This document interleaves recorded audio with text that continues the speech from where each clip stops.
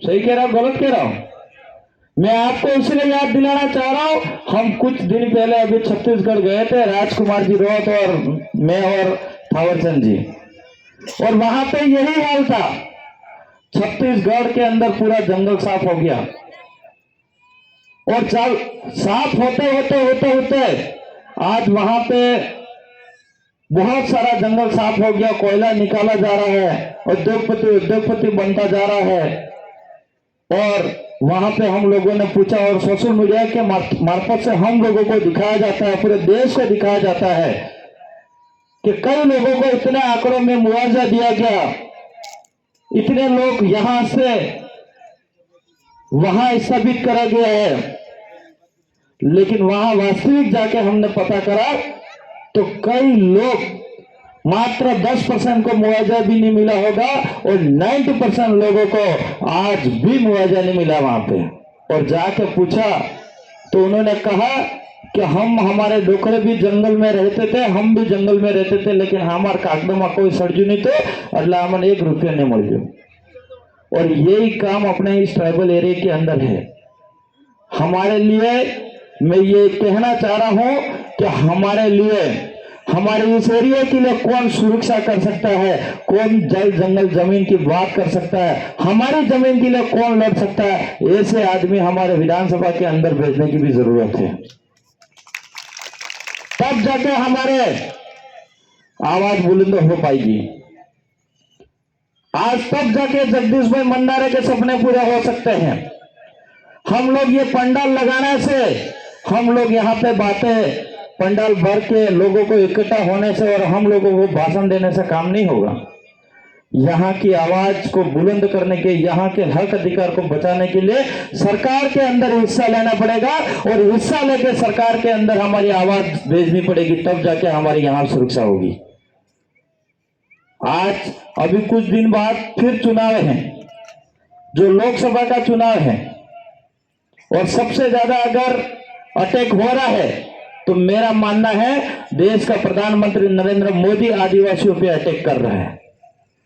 आज इस जल जंगल जमीन पे अगर सबसे ज्यादा नीति खराब हो रखी है तो देश के प्रधानमंत्री नरेंद्र मोदी ने नीति खराब कर रखी है। सही कह रहा हूं गलत कह रहा हूं? और इसको मुकाबला करने के लिए हम लोगों को एक होना पड़ेगा, और उसके बीजेपी के तो हमारे कर ही रही है, लेकिन इसका विरोध कांग्रेस भी नहीं कर रही है। तो क्या ये दोनों पार्टी अपनी है क्या? 70-75 साल से हम लोगों ने वोट दे दिए उनको, बाप दादा डोकरा भी अलता, अफजल आमिर भी अल जीता, लेकिन हमारे इस एरिया के अंदर हमने जिता के भी भेज दिए थे, लेकिन हमारी जनता के लिए, हमारे इस एरिया के लिए पैरवी करने का काम नहीं करा। इसलिए इस बार हम लोगों को परिवर्तन करने की जरूरत है, और वो परिवर्तन तब हो सकता है जब आप लोग ठानोगे, तब परिवर्तन हो सकता है, बाकी नहीं हो सकता है। मेरे को बोलने से परिवर्तन नहीं हो सकता है, लेकिन आप लोगों ने ठान लिया तो ये जरूर परिवर्तन होगा, और ये परिवर्तन एक अंगूठे से हो सकता है। कोई आपको ज्यादा नहीं करना है। इसलिए आप लोगों को किस तरह से ताकत दिखाई जानी है, और इस मंडारा जगदीश भाई के किस तरह से सपने पूरे हो सकते हैं। और ये जगदीश भाई मंडारे के सपने नहीं थे, वो सपने आपके आने वाली पीढ़ी के थे।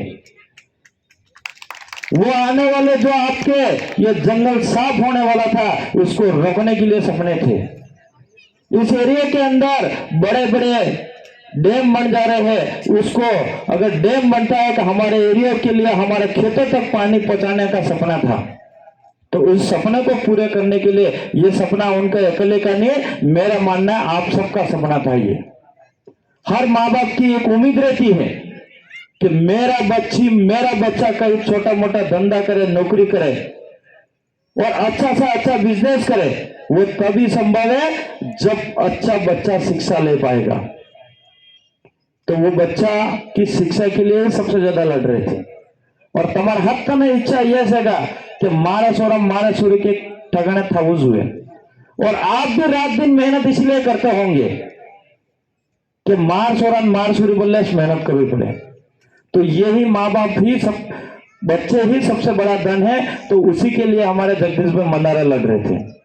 इसलिए मैं बार बार याद दिलाना चाह रहा हूं आपको, और हम लोगों को बहुत बड़ा संघर्ष करना पड़ेगा। आज हम लोग विधायक बन गए हैं, फिर भी हम लोगों को बहुत संघर्ष करना पड़ रहा है। तो आपके तो यहाँ पे विधायक नहीं है, फिर भी आपको बहुत बड़ा संघर्ष करना पड़ेगा, और ज्यादा हमसे 2 गुना और संघर्ष करना पड़ेगा।